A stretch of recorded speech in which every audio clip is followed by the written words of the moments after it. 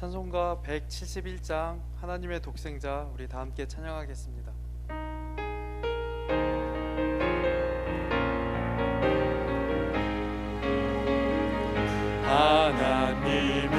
하나님의 독생자 예수 날 위하여 오시었네. 내 모든 죄 사하시려고 십자가 지셨으나 다시 사셨네. 살아계신 주 나의 참된 소망 두려움이 사라지네. 사랑의 주 내 갈 길 인도하니 내 모든 삶의 기쁨 늘 충만하네. 주 안에서 거듭난 우리 기뻐하며 찬양하리. 가슴 속에 넘치는 확신 우리의 가는 길에 소망 넘치네. 살아계신 주 나의 참된 소망 두려움이 사라지네. 사랑의 주 내 갈 길 인도하니 내 모든 삶의 기쁨 늘 충만하네. 선한 싸움 다 마친 후에 우리 주님 배우리라. 사망 권세 다 물리치고 주님이 다스리니 영광 넘치네. 살아계신 주 나의 참된 소망 두려움이 사라지네. 사랑의 주 내 갈 길 인도하니 내 모든 삶의 기쁨 늘 충만하네.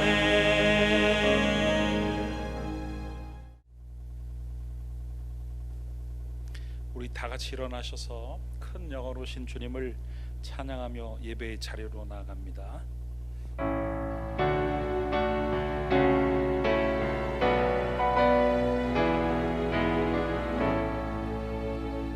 큰 영광으로신 주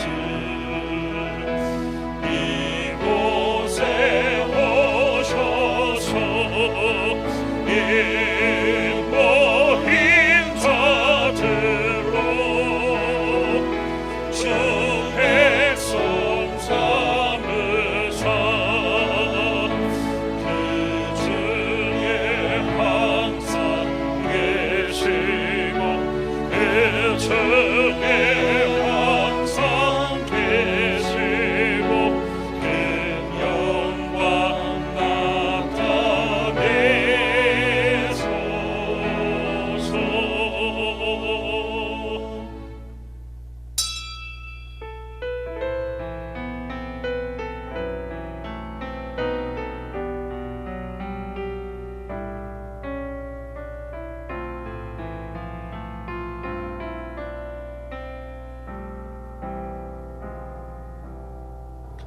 여호와께서 그의 종들의 영혼을 속량하시나니 그에게 피하는 자는 다 벌을 받지 아니하리로다.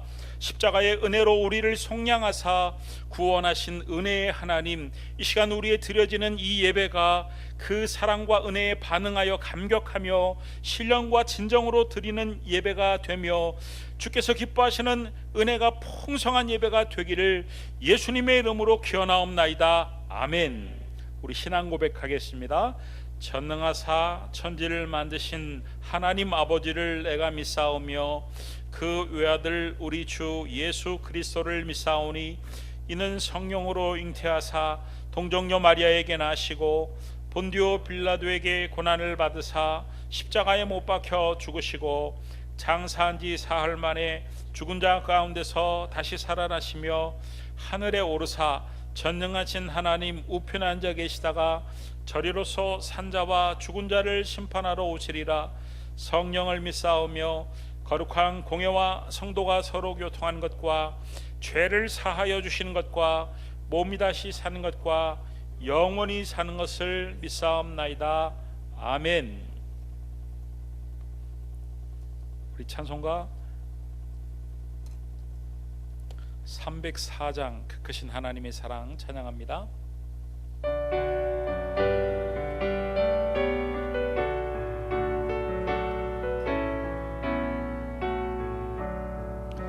크신 하나님의 사랑 말로 다 형용 못하네.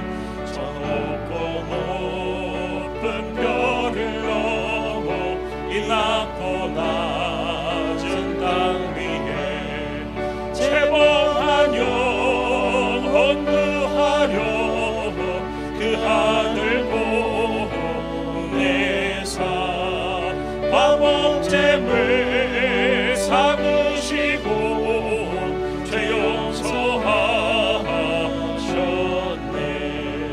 하나님 크신 사랑을 증량다 못하네. 영원히 변치 않는 사랑 성도여 찬양하세. 괴로운 시절 지나가고 땅 위에 영화쇠할래. 주 믿지 않던 영혼들은 큰 소리 외쳐 울어도 주 믿는 성도들에게 큰 사랑 베푸사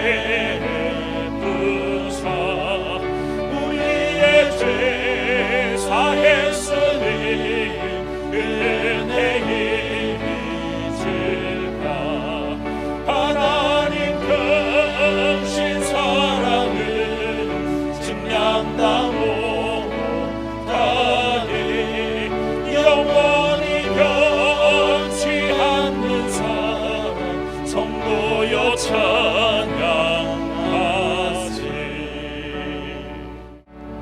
하늘을 두루마리 삼고 바다를 먹물 삼아도 한없는 하나님의 사랑 다 기록할 수 없겠네.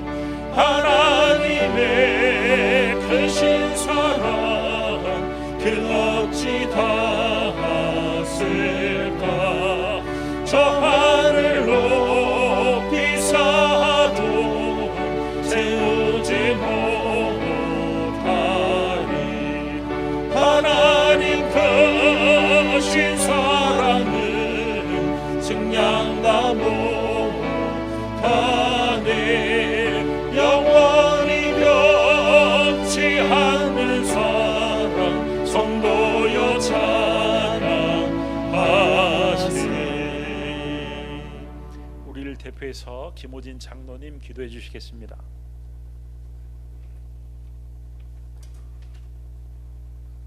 항상 우리를 눈동자와 같이 지켜주시는 하나님, 비록 비대면으로 예배를 드리지만 예배할 수 있음에 감사합니다. 이 예배가 우리 모두 사모하는 마음으로 진정과 신령으로 예배할 수 있도록 도와주시옵소서. 하루속히 코로나가 종식되도록 도와주옵소서. 우리 모두에게 예배가 얼마나 소중한지를 이번 기회를 통해서 알게 하시고 주님의 이름으로 모이기를 힘쓰는 것에 더욱 사모하는 우리 모두가 될 수 있도록 도와주시옵소서. 교회가 빛과 소금의 역할을 감당해야 되는데 그렇지 못한 모든 우리 믿음의 사람들이 하나님께 영광을 가리운 것을 용서하여 주시고 교회가 교회 되게 하여 주시옵소서. 이 땅의 교회들이 회복하기 위해 더욱 겸손하게 세상에 다가가여 회복될 수 있도록 도와주시옵소서. 우리 기쁨의 교회를 사랑하시는 하나님, 우리 모두 같은 비전을 가지고 기도하고 있습니다. 비전 2030을 위해 기도하게 하시고 동참하게 하심을 감사합니다. 함께 기도하는 브라질의 이현학 선교사님과 이스라엘의 김영현 선교사님, 중국의 이소리 선교사님, 멕시코에 또한 세워지는 카데시 교회 함께 하시고 또한 국내 양산 풀꽃교회와 보은의 늘사랑교회 등 품고 기도하는 선교지와 선교사님들과 목사님들에게 늘 함께 하셔서 하나님의 나라가 점점 확장되기에 부족함이 없도록 도와주시옵소서. 또한 중보하는 우리들에게도 함께하여 주셔서 그것을 품고 기도할 때마다 하나님께서 성령 충만함으로 인도하여 주옵소서. 또한 교육부에 함께하시는 하나님, 유치부, 유초등부, 중고등부, 청년부 다음 세대는 아이들에게 가정에서 부모님들이 그 무엇보다도 말씀과 예배를 소중하게 가르치고 본보기가 되게 하여 주셔서 저 아이들이 다음 세대에 영적으로 이끌어가는 리더들로 자라갈 수 있도록 도와주시옵소서. 사랑의 주님, 암병으로 고통당하는 교우들과 코로나로 어려움을 겪는 가정들이 있습니다. 하나님, 오늘 단위에 세우신 말씀을 전하시는 담임 목사님을 통해서 위로받게 하여 주시고 은혜가 넘치게 하여 주시고 말씀을 통해서 넉넉히 이 어려움을 이길 수 있는 놀라운 은혜가 이 시간 임할 수 있도록 도와주시옵소서. 무엇보다 우리 성도님들 영적인 말씀에 늘 가까이 하며 기도로 나아가게 하여 주시고 또한 하나님께서 늘 가정마다 지켜주시고 보호하시고 인도하여 주시옵소서. 감사드리옵고 우리를 억만죄악에서 구원하시고 창조주이신 예수 그리스도의 이름으로 기도하옵나이다. 아멘.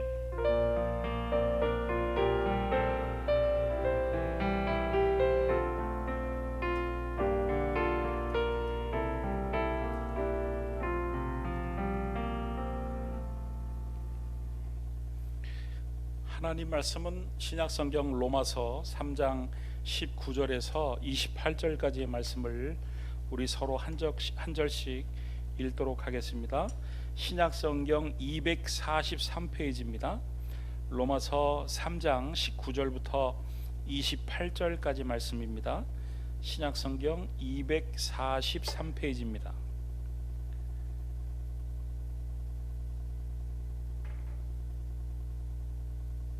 우리가 알거니와 무릇 율법이 말하는 바는 율법 아래에 있는 자들에게 말하는 것이니 이는 모든 입을 막고 온 세상으로 하나님의 심판 아래에 있게 하려 함이라.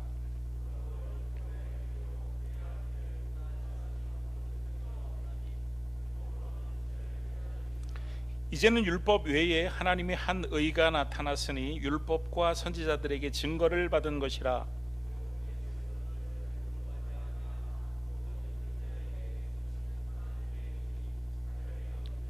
모든 사람이 죄를 범하였음에 하나님의 영광에 이르지 못하더니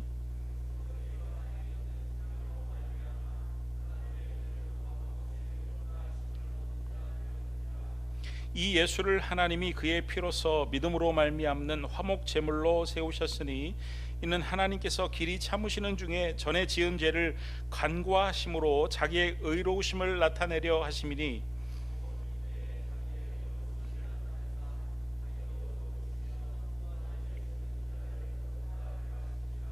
그런즉 자랑할 때가 어디 있느냐? 있을 수가 없느니라. 무슨 법으로냐? 행위로냐? 아니라 오직 믿음의 법으로니라.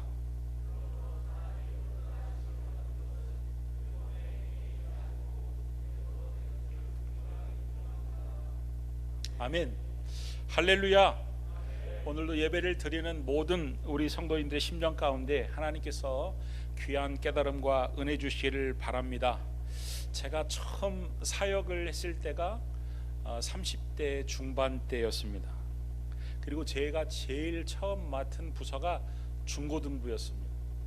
저는 아직까지도 제가 처음 한 중고등부에서 처음 한 설교의 제목을 기억하고 있어요.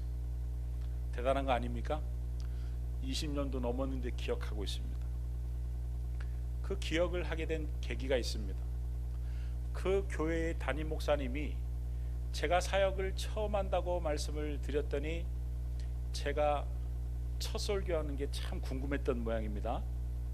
오셔서 설교를 딱 들으셨는데 그때 중고등부 애들 상대로 설교 제목이 뭐였냐면 복음과 율법과의 관계였습니다.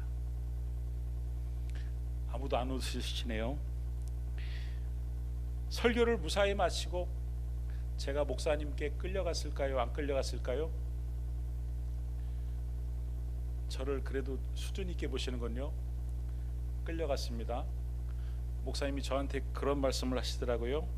전도사님, 중고등부 애들한테 복음과 율법과의 관계라는 것은 너무 어려운 주제입니다. 조금 더 쉬운 주제 아니면은 제목을 조금 더 아이들이 흥미를 가질 만한 제목으로 바꿔서 하면 참 좋을 것 같습니다. 예를 들어 가지고 TV와 신앙과의 관계, 초콜릿과 믿음과의 관계, 그래가지고 아이들한테 흥미를 줄 수 있는 그런 제목으로 또 설교도 아주 좀 쉽고 재밌게 했으면 참 좋겠다. 여러분, 그런 아픈 추억이 있기 때문에 제가 아직도 기억을 하고 있는지 모르겠습니다. 복음이야 그렇다 치고 율법이라는 단어는 적어도 애들에게는 참 어렵게 들리는 단어 아니겠습니까? 율법이 뭡니까? 이스라엘 백성들이 애굽에서 나올 때 하나님께서 그들에게 선물로 주신 것이죠. 그러니까 이 율법은 하나님의 백성으로 살기 위해서는 해야 될 것과 하지 말아야 될 것들이 있는데 이것은 해야 되고 이것은 하지 말라 이렇게 정해놓은 법이 율법입니다. 그러니까 이스라엘 백성 입장에서 이 율법은 상당히 구속처럼 다가올 수도 있고 부담스럽게 느껴질 수도 있었습니다. 그러나 꼭 필요한 것이었다 이런 말씀이에요. 자, 하나님께서 이스라엘 백성들에게 율법을 주신 목적은 크게 두 가지였습니다. 하나는 뭐냐면은 죄를 깨닫게 하기 위함이었어요. 율법을 받기 이전에는 죄를 지어도 살인죄를 짓건 도둑질을 하건 죄를 지어도 이게 죄인지 아닌지 잘 몰랐어요. 그런데 이 율법을 주신 이후에는 그것이 명확히 죄라는 것을 깨닫게 되었습니다. 그래서 로마서 3장 20절 오늘 본문 말씀을 보면 그러므로 율법의 행위로 그의 앞에 의롭다 하심을 얻을 육체가 없나니 율법으로는 어떻게 한다고요? 죄를 깨달음이니라. 그리고 죄를 지었으면 심판을 받아야 함을 깨닫기 위함이었습니다. 그래서 로마서 3장 19절 말씀을 보면 그 밑줄 친 부분만 보면 무릇 율법이 말하는 바는 모든 입을 막고 온 세상으로 하나님의 심판 아래에 있게 하려 함이라. 그러니까 이 율법이 말하는 것은 뭐냐면 죄를 지은 죄인이 심판을 받아야 되는데 죄를 지은 죄인이 내가 왜 이런 심판을 받아야 하느냐, 이것을 율법을 탁 보여주고 막는다 이거예요. 그러니까 율법은 죄를 깨닫게 하고 죄에 대한 심판을 인정하게 하기 위함이었다 이런 말씀. 그러니까 하나님이 이스라엘 백성들에게 율법을 주신 목적을 잘 생각해 봐야 돼요. 이 이스라엘 백성들, 당신의 선택한 백성들이 어떻게 하기를 원하시는 거예요? 죄를 깨닫기를 원하시는, 심판에 대해서 두려움을 갖기를 원하시는 것입니다. 여러분, 하나님은 인간의 죄의 문제를 심각하게 다루십니다. 얼마나 하나님이 인간의 죄의 문제에 대해서 심각하게 다루시냐면 당신의 하나밖에 없는 독생자인 예수를 십자가에 못 박게 하기까지, 그래서 죽게 하실 만큼 심각하게 다루시는 주제다. 당신의 아들을 십자가에 죽게 하실 만큼 심각하게 다루시는 주제이기 때문에 우리는 피해서도 안 되고 피할 수도 없는 주제다 이런 말씀. 문제는 인간은 누구나 다 죄인이라는 사실입니다. 우리 중에는 어떤 분들은 나 정도면은 의롭다 이렇게 착각을 하는 분들이 계십니다. 어떤 분들입니까?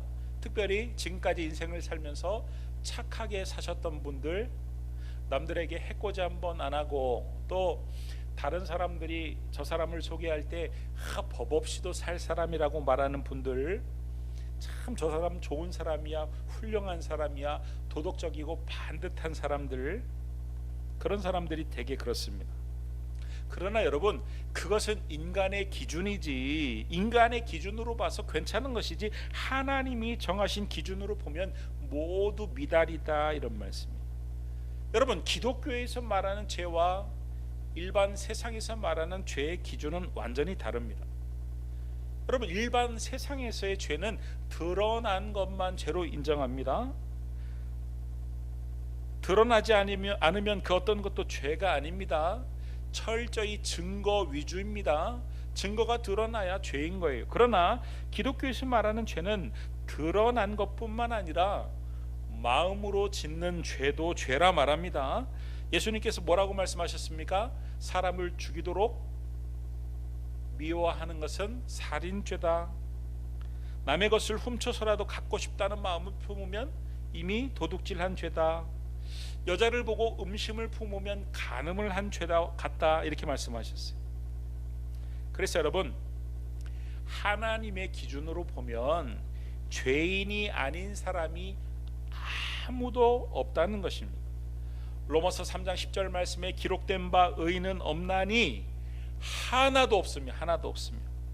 그러니까 죄가 없는 자는 하나도 없다는 거예요. 오늘 본문 말씀 로마서 3장 23절 말씀을 보면 뭐라고 표현합니까? 모든 사람이 죄를 범하였음에, 모든 사람이 죄인이라는 것입니다. 인간은 누구나 예외 없이, 열애 없이, 여기 모여 있는 모든 예배를 드리는 모든 사람들도 죄인이라는 사실입니다. 중요한 것은 하나님이 이 죄에 대해서 어떻게 다루시냐는 것이죠. 여러분, 하나님은 결코 죄의 문제에 대해서 미온적이지 않으세요. 반드시 심판하십니다. 여러분, 죄를 지은 자에 대해서 하나님이 심판하시는 그 장면을 성경에서 잘 묘사한 그 구절이 어디냐면 이사야서 1장 6절입니다. 이사야서 1장 6절 말씀을 보면은 이 죄인을 다루시는 하나님의 그 모습을 우리가 엿볼 수가 있는데, 그 죄인을 얼마나 인정사정 없이 두들겨 팼는지, 그 죄에 대한 대가를 지불하게 했는지, 발바닥에서 머리까지 성한 곳이 없이 상한 것과 터진 것과, 얼마나 두들겨 맞았는지 상하고 터졌는데 새로 맞은 흔적뿐이거들. 그 상처에 계속 매질을 해가지고 터지고 터지고 또 터지고 또 터지고, 그런 상태인데 온 몸에 그런 상처가 없는 곳이 없다는 것입니다. 그러니까 여러분, 이 말씀은 어떤 말씀이냐면 죄를 하나님이 가혹하게 다루신다, 인정사정 봐주지 않고 다루신다는 그런 의미인 것이죠. 여러분, 왜 하나님은 이 죄의 문제에 대해서 이렇게 가혹하게, 민감하게, 가혹하게 다루실까요? 인정 사정 없이 다루실까요? 하나님은 의로우신 분이시기 때문에, 하나님은 거룩하신 분이시기 때문에, 하나님은 죄를 미워하시는 분이시기 때문에 그렇다, 이런 말씀입니다. 여러분, 사람이 죽으면 죽음으로 끝나는 게 아닙니다. 그 후에 지은 죄에 대한 심판이 있습니다. 히브리서 9장 27절 말씀을 보면 우리 같이 한번 읽어보겠습니다. 한번 죽는 것은 사람에게 정해진 것이요 그 후에는 심판이 있으리. 이 심판이라는 말은 죄에 대한 대가를 지불한다는 그런 말입니다. 그러니까 죄를 지었으면 지옥에 가야 한다는 말이죠. 영원한 형벌을 받아야 한다는 그런 말이죠.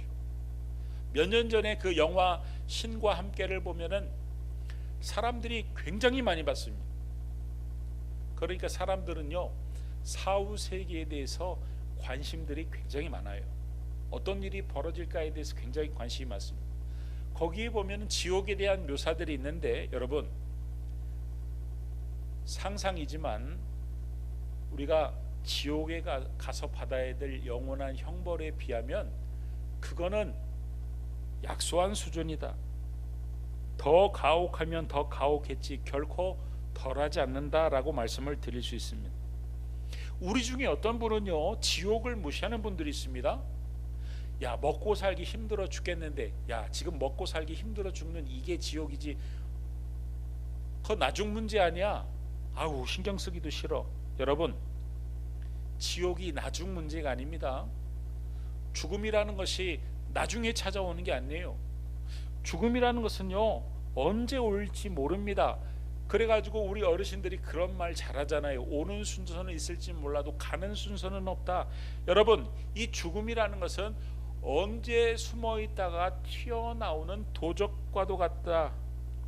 그래서 여러분, 이 죽음은요, 천국과 지옥의 문제는 머나먼 미래의 문제가 아니라 오늘 당장 벌어질 수도 있는, 잠시 후에도 벌어질 수 있는 현재의 일이다, 이런 말씀이에요. 여러분, 우리 중에 어떤 분은 지옥이 어디 있어, 천국이 어디 있어, 가봐야 알지, 가봐야 알지. 여러분, 이 천국과 지옥은요, 인간의 이성 밖에 있습니다. 마치 이런 겁니다. 뱃속에 어린아이가 있는데 엄마가 이 뱃속에 있는 아기에게, 아기야, 너 지금 내 뱃속에 있지? 너 뱃속에 있어서 캄캄하고 아무것도 안 보이지? 그런데 엄마가 지금 보는 이 세상은 이렇게 생겼고 저렇게 생겼고, 해도 있고 달도 있고 별도 있고 공기도 있고 바람도 있고 나무도 있고, 아무리 설명해 봐야 아기는 뱃속에 있는 것을 보는 게 전부다, 이런 말씀입니다. 아기의 이성으로는 이런 세상이, 이런 어마어마한 세상이 있을 거라고는 상상도 못하는 것처럼, 인간의 이성으로는 천국과 지옥이 있다는 것을 이해할 수도 없다. 뱃속에 있는 아기에게 아무리 이 세상에 대해서 이야기를 해봐야 이 아기가 이해할 수 없는 것처럼, 하나님이 아무리 말씀해 주셔봐야 이 천국과 지옥에 대해서 우리가 알 수 없기 때문에 하나님이 때로는 알려주지 않으신다, 이런 말씀. 여러분, 뱃속에 있는 아기는 엄마의 뱃속에서 10달이라는 세월이 전부라고 생각할지 모르지만, 태어나 보십시오. 10달이 전부입니까? 아닙니다. 80년, 90년 그런 아주 긴 세월이 아기를 기다리고 있는 것처럼 죽어서도 마찬가지다. 여러분, 영원이라는 시간이 우리를 기다리고 있는 것이다. 그런 걸 내가 가봐야 알지, 증명해 봐라, 보여줘야 믿겠다, 이렇게 말하는 것은 안 되는 것이다, 이런 말씀입니다. 하나님이 천국이 있다고 말씀하셨으니, 지옥이 있다고 말씀하셨으니 그 말씀을 그대로 믿어야 되는 것이다. 할렐루야. 여러분, 사람이요, 죽음을 피할 수는 없지만 지옥에 가는 것은 피할 수 있습니다. 왜냐하면 하나님이 이 세상을 사랑하셔서 천국에 갈 수 있는, 영생을 얻을 수 있는 길을 마련해 주셨기 때문입니다. 하나님이 세상을 예처럼 사랑하사. 여러분, 하나님은요, 세상을, 저와 여러분을요, 너무너무 사랑하시는 하나님이십니다. 그래서 죄에 대해서, 심판에 대해서 해결할 방법을, 천국에 갈 수 있는 방법을, 구원하실 수 있는 방법을, 영생을 얻을 수 있는 방법을 마련해 주셨어요. 그게 뭡니까? 독생자를 주셨으니. 그러니까 하나님이 독생자를, 하나밖에 없는 당신의 아들을 죄에 대해서, 심판에 대해서 그 대가로 주셨다는 것, 주셨다는 것. 즉, 심판을 받아야 할 인간을 대신해서 대신 심판을 받게 하셨다. 그것이 바로 십자가 사건이요, 십자가에 못 박혀서 내 죄를 대신해서 죽게 하셨다. 그래서 이사야서 53장 5절 말씀을 보면 그가 찔림은 우리의 허물 때문이요 그가 상함은 우리의 죄악 때문이라. 여러분, 그가 찔림을 받았다는 거예요. 그가 상함을 받았다는 거예요. 여기서 말하는 그가 누구입니까? 바로 십자가에 달리신 예수 그리스도를 말하는 것이다. 할렐루야. 그러니까 우리가 여기서 주목하고 붙들어야 될 단어가 뭐냐면 때문에라는 단어입니다. 때문에, 우리의 허물 때문에, 우리의 죄악 때문에, 내 죄 때문에, 내가 치르고 지불해야 될 죄의 대가 때문에 예수님이 대신 죽으셨다. 예수님께서 대신 십자가에서 그 형벌을 담당하셨다는 것입니다. 로마서 3장 24절에서 25절 오늘 본문 말씀을 보면 그리스도 예수 안에 있는 속량으로 말미암아, 밑줄 친 부분만 보십시오. 속량으로 말미암아 의롭다 하심을 얻었다는 거예요. 여러분, 속량이라는 건 어떤 단어이냐면 값을, 노예가 있는데 값을 대신 지불하고 그 노예를 해방시켜 주었다, 이런 의미입니다. 그러니까 우리가 지불해야 될 그 죄에 대한 형벌을 예수님께서 대신 지불하시고 우리를 죄에 대해서 놓아주셨다. 이 죄에 대해서 놓아주셨다는 표현을 의롭게 하셨다, 의롭다 하심을 얻게 되었다, 이렇게 지금 성경이 표현하고 있는 것입니다. 할렐루야. 여러분, 우리가 예수를 믿으면 어떤 일이 벌어지냐면 2번을 보십시오. 뭐라고 되어 있습니까? 전에 지은 죄를 간과, 이렇게 되어 있죠. 그러니까 이 간과라는 단어는 어떤 단어이냐면 보지 않는다, 이런 단어입니다. 그러면 우리가 예수를 믿으면 어떤 일이 벌어지냐면 속량, 우리의 죄가 예수님이 대신 죄에 대한 대가를 다 지불하시고 죽음으로 말미암아 우리가 의롭게 되는 것이고, 두 번째는 간과, 하나님이 우리가 이미 지은 죄에 대해서 안 쳐다보신다는, 안 본다는 거예요. 쳐다보지 않는다는 거, 우리가 지은 죄를 들여다보지 않는다는 거. 할렐루야. 오직 하나님이 우리에게 들여다보시는 것은 딱 한 가지입니다. 예수를 믿느냐, 예수를 믿지 않느냐. 우리의 죄를 보는 것이 아니라 우리의 믿음만 확인하신다. 할렐루야. 그래서 여러분, 이것이 바로 복된 소식, 복음이다, 이런 말씀이에요. 이렇게까지 말씀을 드리는데도 어떤 분은요, 이것을 받아들이지 못하고, 아닌데 내 죄는 용서받지 못하는데, 참 마음이 아파요. 몇 년 전에도 목사님 전화해가지고 아무래도 저는 용서받지 못할 것 같아요. 저 교회 그만 다닐래요. 이렇게까지 말씀을 드리는데도 저는 내 죄는 너무 심각해서 아마 내 죄는 용서받지 못할 거예요. 꼭 이런 분들이 계십니다. 벌을 받아야 될 것 같아요. 이런 분들이 꼭 계십니다. 여러분, 이런 분들은요, 예수님의 십자가 사건이 부족하다고 여기는 것과 똑같습니다. 예수님이 내 죄를 대신해서 죽어준 것만으로는 부족하다라고 생각하는 것과 똑같다, 이런 말씀이에요.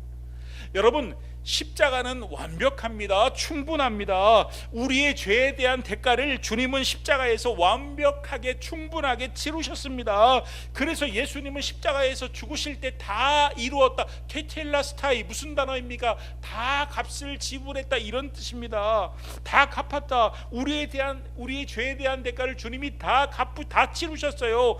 예수님으로 인한 우리의 죄 사하면 그러므로 완벽한 것입니다. 할렐루야. 그러므로 더 이상 우리는 죄로 인해서 고민할 필요가 없습니다. 과거에 우리가 어떤 죄를 지었던지 간에 앞으로 우리의 행위가 어떠하든지 간에 그 일로 인해서 심판을 받거나 지옥에 갈 일은 없다, 이런 말씀이에요.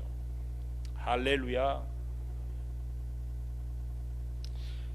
여러분, 왜 병원에서 의사가 환자한테 병에 대해서, 또 그 병이 얼마나 심각한지에 대해서 말을 하는 겁니까? 어떤 사람이 자기가 병에 걸린 것 같아가지고 병원을 찾아갔더니 의사가 그 병은요 심각한 병입니다. 그 병에 걸리면요 이런 위험이 따르고 이런 합병증까지도 생각해야 됩니다. 왜 병에 대해서 자세히 알려주고 왜 그 병이 무서운지에 대해서도 자세히 알려주는 겁니까? 겁을 주려고? 그 병에 걸려가지고 이런 고통을 받을 텐데 미리 마음에 그 각오를 하라고 알려주는 겁니까? 아니죠. 그 병의 무서움을 알리고 어떻게든 그 병을 치료해야 된다는 것을 말하기 위해서 그 병과 그 병의 무서움을 알려주는 것입니다. 빨리 하라는 것이죠. 여러분 마찬가지입니다. 왜 성경이 죄에 대해서, 심판에 대해서, 지옥에 대해서 말을 하는 겁니까? 우리에게 겁을 주기 위함입니까? 아닙니다. 반대입니다.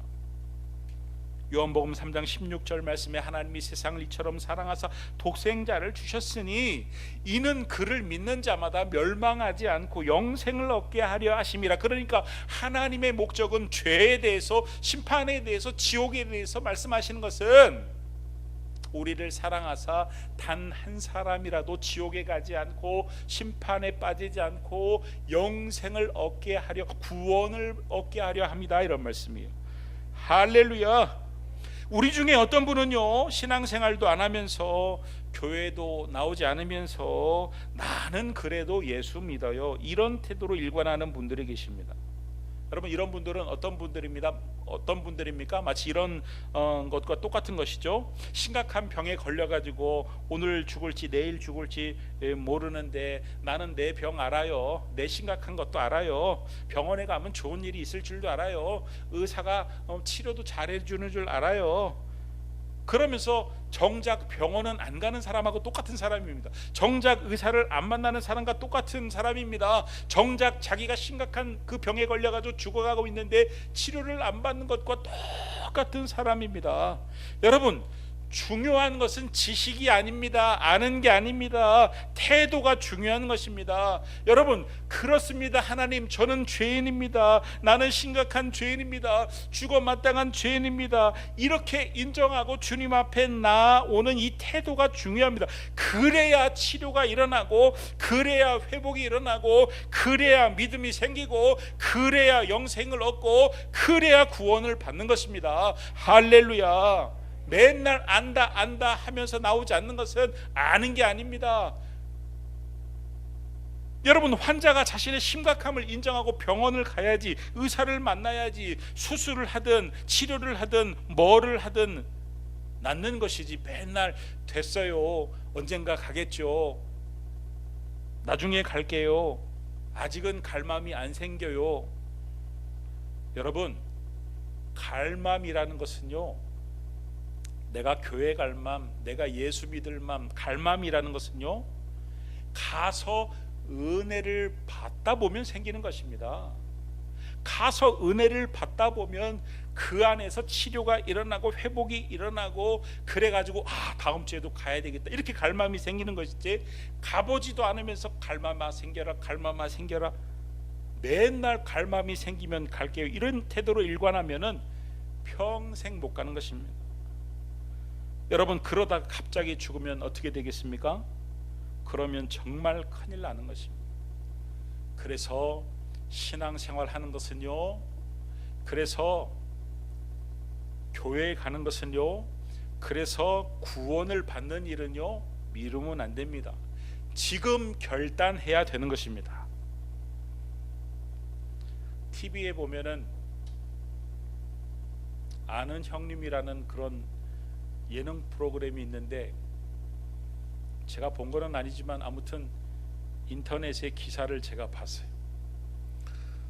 거기에 그 연예인 중에 나르샤라는 여자 연예인이 있는데, 이 나르샤라는 여자 연예인은 연예계에서도 소문난 주당, 술을 얼마나 좋아하는지 매일 말술을 먹어서 술의 그 주량이 점점점 늘어났을 뿐만 아니라 술이 없으면 살지 못하는 그랬다는 거예요. 그런데 이 나르샤라는 여자가 결혼을 했는데 남편은 술을 전혀 마시지 않는 그런 사람이었답니다. 어느 날 술을 마시고 들어갔는데 그 남편이 그랬다고 그러죠. 술을 마시지 않으면 안 되겠냐고. 나를 위해서라도 술을 마시지 않으면 안 되겠냐고. 그래서 4년 전에 술을 완전히 끊었답니다. 그리고 뭐라고 지금 말을 했냐면은 자기는 술이 아니라 남편의 사랑을 선택했다는 거예요. 그 뒤로도 자기가 술 먹을 생각이 전혀 없다는 거예요.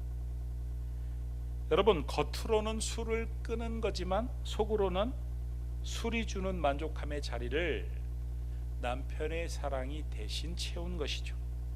여러분, 예수 믿으면요 행복합니다.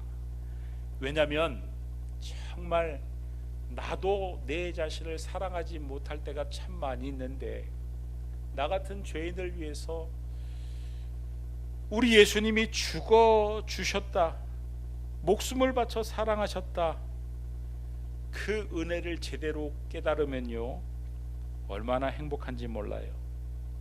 돈이 없어도 몸이 좀 불편해도 너무너무 행복합니다. 살아서도 행복하지만 죽어서는 그 나를 사랑하시는 그 주님과 영원히 살기 때문에 더욱더 행복합니다. 영원히 행복합니다.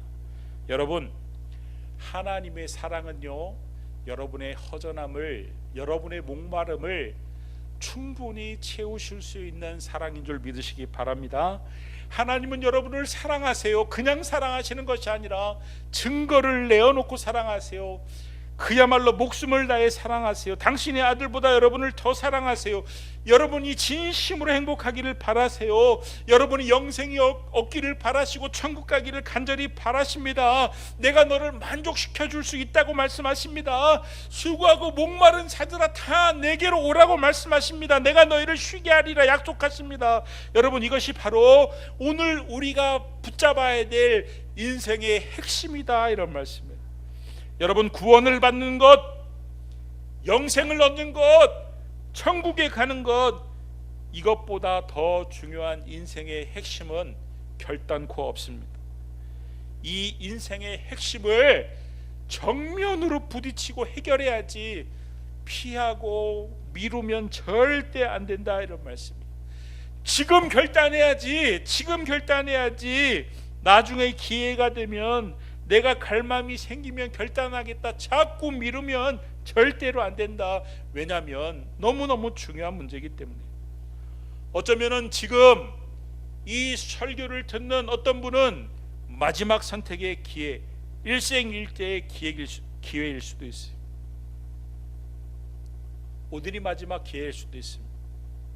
살아계신 하나님을 만날 수 있는 절호의 기회, 구원을 받고 영생을 얻을 기가 막힐 마지막 기회일지도 모릅니다.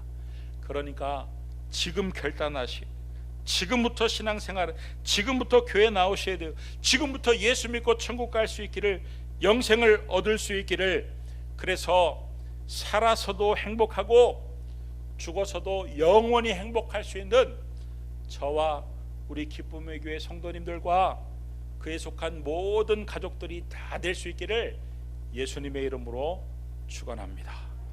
우리 이 시간 이 말씀을 붙들고 우리에게도 이 구원의 은혜 감격이 항상 있게 해달라고 기도하고, 또 우리 가까이에 있는 전도 대상자들, 특히 우리 불신 가족들에게 하나님 꼭 예수 믿고 같이 천국 가게 해달라고, 특별히 병상에 누워서 그야말로 중환자실에서 그야말로 마지막으로 소망이 없는 그들에게 하나님 복음이 전해지게 하시고 예수 믿게 하여 주시고 영생 얻게 하여 주옵소서. 우리 같이 한번 기도하며 나가기 원합니다. 기도하시겠습니다. 고맙고 감사하신 아버지 하나님, 이 시간 복음을 다시 한번 가슴속에 새기고 듣게 하시니 감사합니다. 하나님, 나 같은 죄인을 그야말로 사랑하시는 하나님의 그 놀라우신 사랑과 은혜를 하나님 이 말씀을 듣는 모든 이들마다 깨닫게 하여 주시고, 다시 한번 구원의 은혜와 감격을 새길 수 있도록 도와주시고, 예수 믿지 않는 사람들은 예수 믿는 영생의 길에 들어서는 하나님의 사랑 안에 거하는 그런 아름다운 기회가 될 수 있도록 도와주시고, 우리 아버지 하나님 가까운 가족들, 우리 아내들, 우리의 남편들, 예수 믿지 않는 교회 다니지 않는 우리 자녀들, 특별히 교회를 다녔다가 이제는 신앙을 그만두고 세상 가운데서 방황하고 있는 모든 이들을 하나님 불쌍히 여겨주셔서, 하나님 이 말씀을 듣는 아버지 모든 이들마다 예수 믿게 하여 하나님 천국 하나님의 백성들이 다 될 수 있도록 주님 앞으로 돌아올 수 있도록 기어 도와주시길 아버지 간절히 바라고 원하오니, 하나님 함께하여 주시고 은혜를 베풀어 주시옵소서. 하나님 예수 믿게 하여 주옵소서. 지금 결단하게 하여 주옵소서.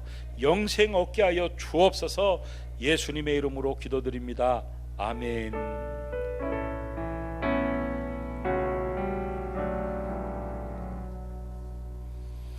우리 찬송가 563장 1절, 2절, 3절 부르시면서 준비하신 예물 하나님 앞에 봉헌에 올려드리겠습니다.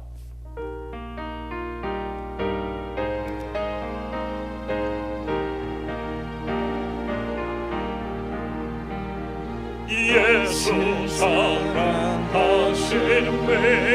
성경에서 배웠네. 우리들은 약하나 예수 권세만 보다. 날 사랑하심, 날 사랑하심, 날 사랑하심 성령 예수였네.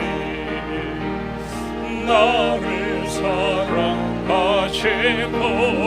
나의 죄를 다시소 하늘문을 여시고 들어가게 하시니. 날 사랑하시, 날 사랑하시, 날 사랑하심 성령 예수였네.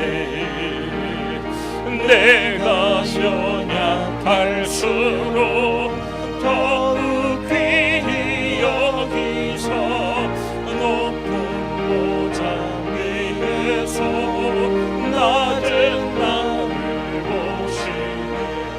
나의 사랑하시, 나의 사랑하시, 나의 사랑하시 성령 예수였네.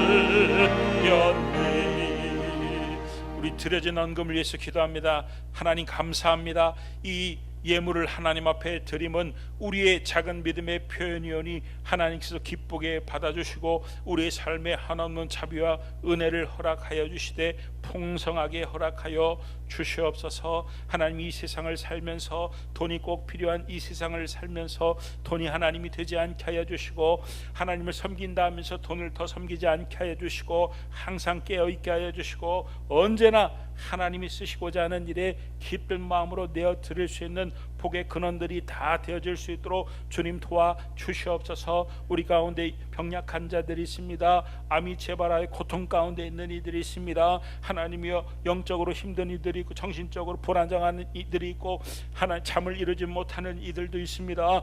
아버지 하나님 붙들어 주옵소서. 힘을 허락하여 주시옵소서. 강건함을 허락하여 주시옵소서. 하나님의 기적이 오늘도 나타나게 하여 주시옵소서.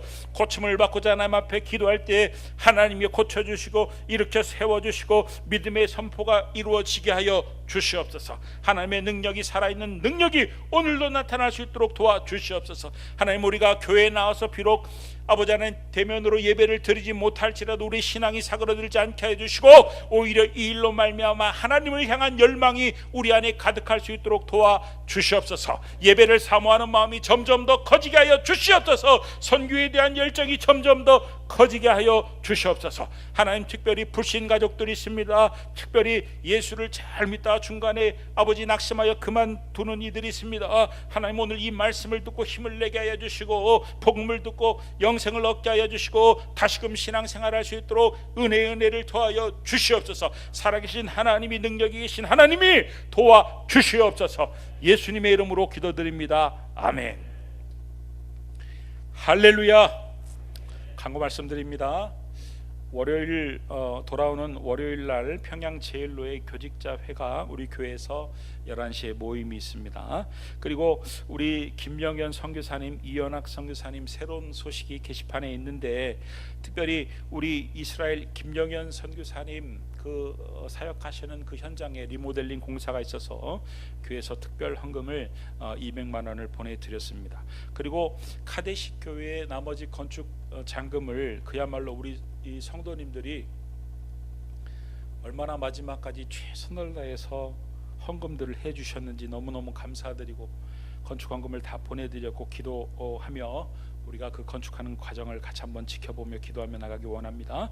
그리고 우리 성도님들께 특별히 부탁을 드리고 싶은 것은, 비록 우리가 대면으로 예배를 드리지 못할지라도 하나님 앞에 주일날 예배를 드리는 것처럼 정시간에 제 시간에 다 예배를 드리고, 또 의복도 갖추어서 예배를 온전하게 드리고, 그야말로 찬송도 기도도 설교를 듣는 그 모든 것들도 교회에서 드리는 것처럼 똑같이 그렇게 예배를 드려주시기를 다시 한번 간곡하게 부탁을 드립니다. 그리고 정부의 시책과 또 교계에서 우리 계속 협의를 지금 하고 있는 가운데 있는데, 오늘도 그 20일에도 정부와 그 교계에서 열심히 협의를 해서 어느 정도 대책이 나왔는데, 아무튼 할 수 있는 한 최대한 그 법의 테두리 내에서, 협의한 범위 내에서 교회 안에서 예배를 드릴 수 있으면 이번 주라도 아무튼 예배를 드리도록 그렇게 최대한 노력을 하겠습니다. 법을 지켜가며 그 법에 허용된 범위 안에서 교회에서 대면 예배를 드릴 수 있도록 그렇게 교회는 애를 쓰고 노력을 하겠습니다. 그러니까 항상 교회에서 보내는 연락이나 문자에 귀를 기울여 주시고, 또 교회의 그 방침에 적극적으로 순종해 주시기를 간곡히 부탁을 드리겠습니다. 우리 다 같이 일어나셔서 찬송가 563장 4절 부르고 축도로 예배를 마치도록 하겠습니다.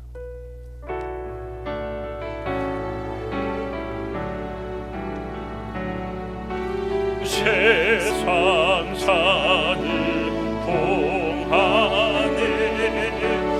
나와 함께 하시고, 세상 떠나가는 날 전복하게 하소서. 아멘.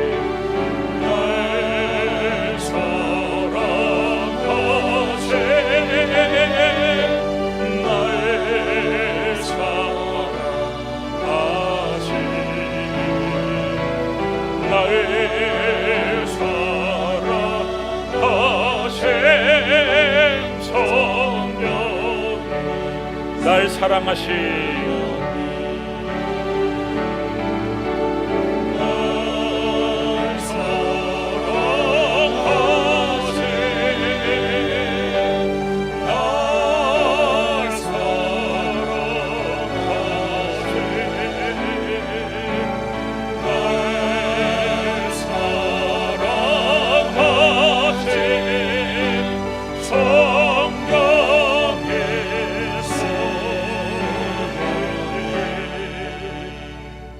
지금은 우리 주 예수 그리스도의 은혜와 하나님 아버지의 무한하신 사랑과 성령의 역사하시고 교통하심이 오늘 이 복음의 말씀을 듣고 내 죄가 아닌 나를 목숨을 다해 사랑하시는 그 하나님의 사랑과 은혜에 주목하고 감사하기로 결심하고 돌아가는, 그리고 이 복음을 듣고 다시 한번 신앙생활을 제대로 하기로 결심하는 모든 사람들 머리 위에와 저들의 삶과 가정과 하는 모든 일들과 건강과 또 그 자녀들 이제로부터 영원토록 함께 있을지어다.